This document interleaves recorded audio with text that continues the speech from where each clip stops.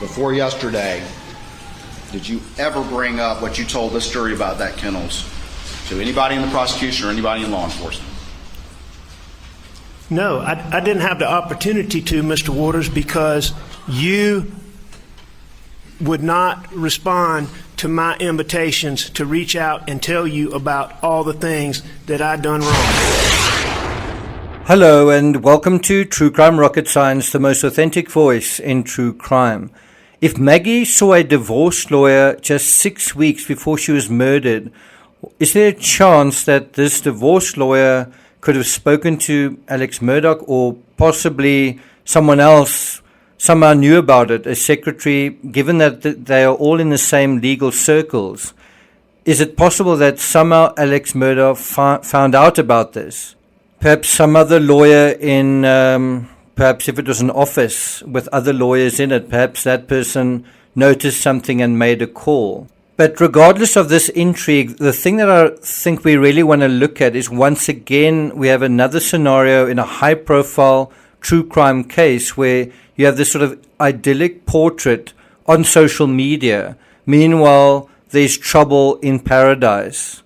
And that is what we're still trying to uncover so much time later. If you look at photos of the prominent Murdoch family luxuriating on the sunny island of Edisto, South Carolina, for example, on Maggie Murdoch's Facebook, and that is still available. It's still open. I'll put a link to that in the description. But you see them driving boats, deep-sea fishing, drinking and barbecuing, attending baseball games. All of it looks like a very happy family. Now, according to People magazine, quote, in the late summer of 2020, one of Maggie's Facebook friends commented on Facebook, "You both look so happy here." And you can still read that comment under that particular image. You see Maggie, 52 years old, had posted a picture of herself and Alec with his arms around her, kind of in a loving embrace, while they're on their boat with one of their dogs at her side. If you look carefully, the exact date that this picture was posted was 19 October 2020, a Monday. And then there are a handful of other friends who also left comments along the lines of, "Great picture." Well, it is a great picture, but as nice as this picture was, it was a lie. Because what was really going on when this picture was taken? Well, Maggie's youngest son was in serious trouble for getting drunk and causing the death of a 19-year-old, Mallory Beach, during a boat crash. And less than a year after this photo was taken, the man lovingly embracing her would shoot her 5 times to the left side of her torso, including to her left breast, lower jaw, ear, skull, and brain. She would be found face down in a pool of blood. And that was definitely not a nice picture. So how did this nice picture here end up becoming the grotesque picture a couple of months later? Before we get to that, if you haven't subscribed to the True Crime Rocket Science channel, please do. You can hit the like button, hit notifications. By the way, if you're really enjoying this channel, there's a alternative channel where I cover alternative subjects, travel, art, adventure, things like the Voyage of Magellan, outtakes from my long time ago journey as a photojournalist, a time when I lived in South Korea, that sort of thing. Then head to the Team Peachtree channel. I'll put a link to that in the description as well. If you're enjoying this episode, if you think the story about Maggie going to a divorce lawyer, if you think that is bunkum, if you don't believe that, let us know in the comments and we'll think about that.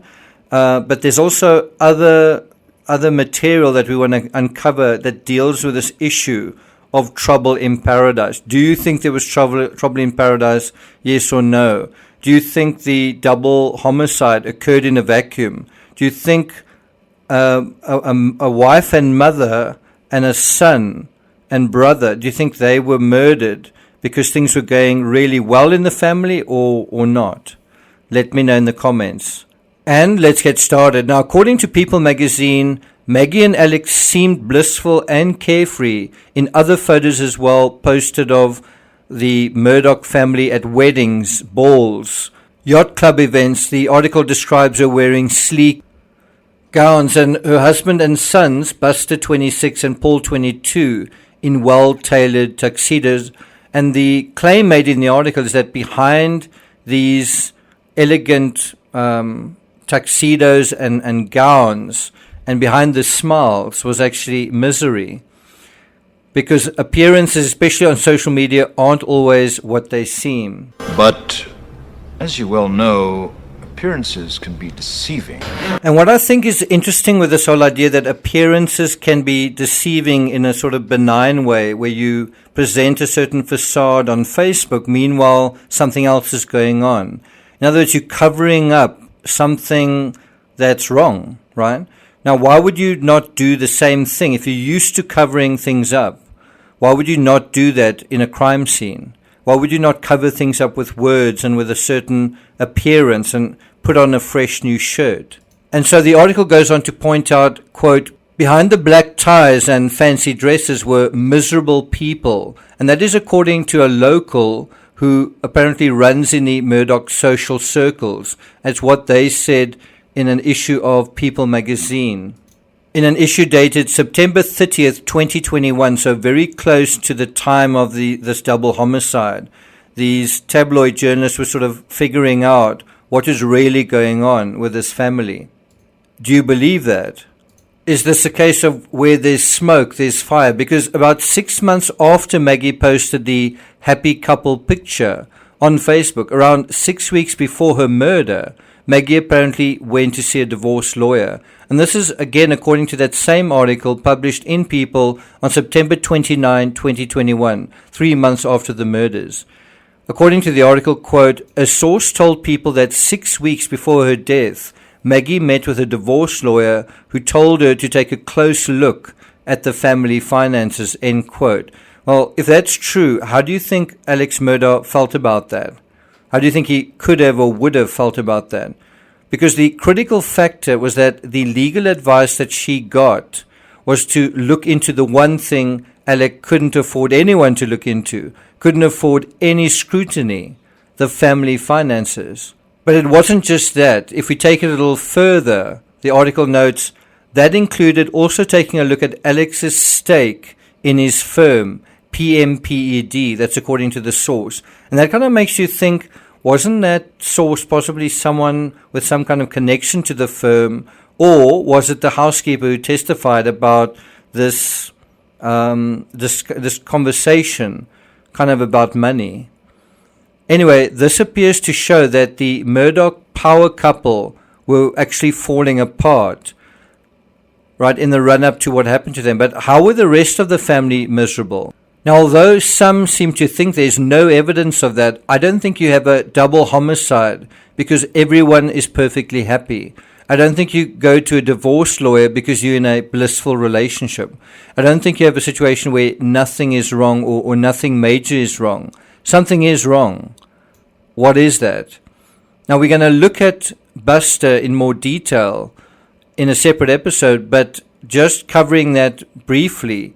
Besides Maggie, we also know just how drunk Paul was getting and that he would turn into another person. That in a way is a psychological removing the cover, removing a facade of someone else who's under that facade that has totally different feelings, right? Feelings of anger, feelings of indignation. Where does that come from? And I think that chip on Paul's shoulder was because Buster was being treated as a favorite son. And Buster was getting the lion's share of attention. Buster was doing what the Murdochs love, which is he was going to study law and become a lawyer. What is Paul doing? So Paul ended up becoming neglected, friends have said, and that he was essentially raised by the housekeeper. Can you see how that can also lead to this sense of a kind of troubled family?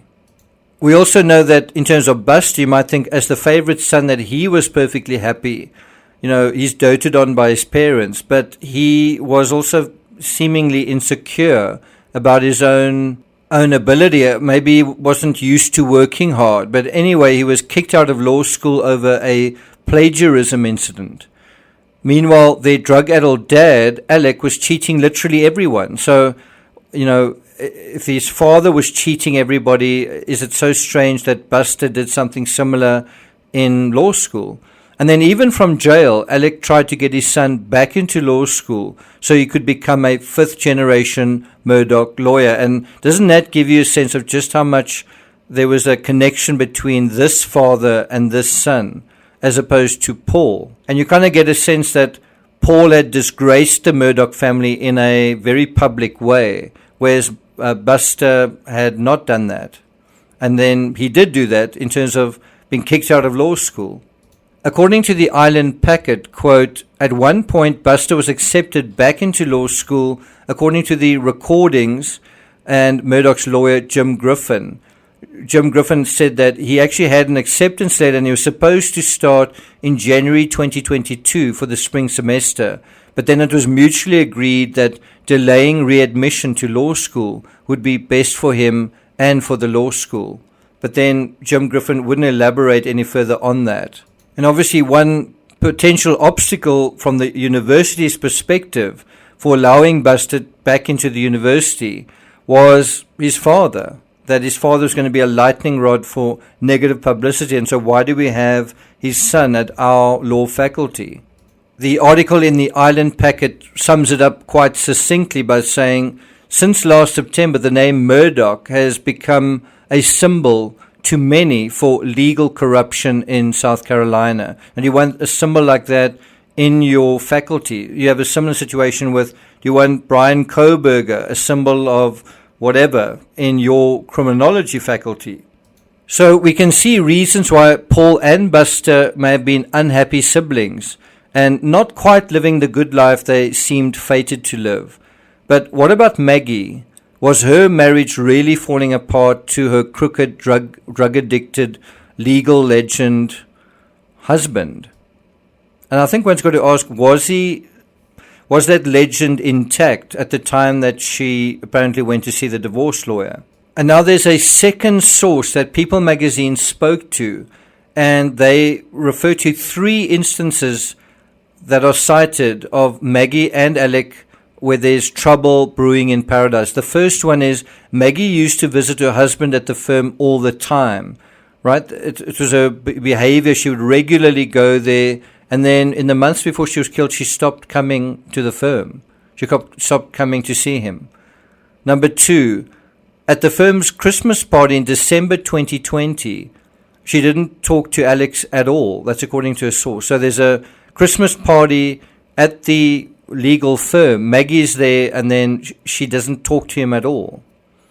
Then number 3, Maggie barely spoke to her husband when they attended a University of South Carolina baseball game on June 5th, just 2 nights before she was killed. That's according to a witness. During the game, Maggie seemed aggravated, while Alex and Buster seemed to be having a good old time. That's according to the witness. She was mad. Maggie was mad, the witness says. Now, one does wonder who that witness is. Was it Paul's girlfriend? Because the article notes that Maggie sat quietly next to a young blonde woman. And the article also points out that Alex and Buster went to the bar at least 4 times to get drinks. Well, who would know that? Well, wasn't the young blonde woman who was there, isn't her name Morgan, Paul's girlfriend?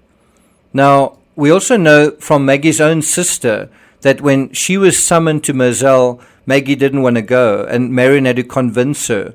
Well, if she wasn't on speaking terms with Alec, you can imagine that she wouldn't want to go and see him, but the issue was she needed to go and see Alex's father, and she probably was on pretty good terms with him.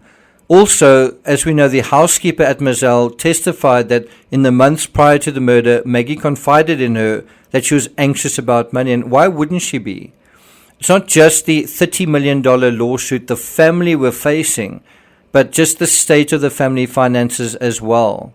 Now, we're going to take this conversation further about trouble in paradise when we look at the 2 sons. I haven't done that in a terrible amount of detail. We're going to look at Paul, and then we're also going to look at Buster and that whole quest to get him readmitted. We're going to look at the conversations that he has with his father, where his father's trying to get him back into law school. And what that really exposes is the dynamic between father and son in ways that we haven't really seen before. And it really does give us a better sense of who Buster is and what is going on in his heart and his mind, and what it felt like being part of this family and being the favorite son. I'll also be covering another episode dealing with the family finances. There's one more aspect I still want to deal with, so look out for that. Thank you for listening, and I'll see you guys next time.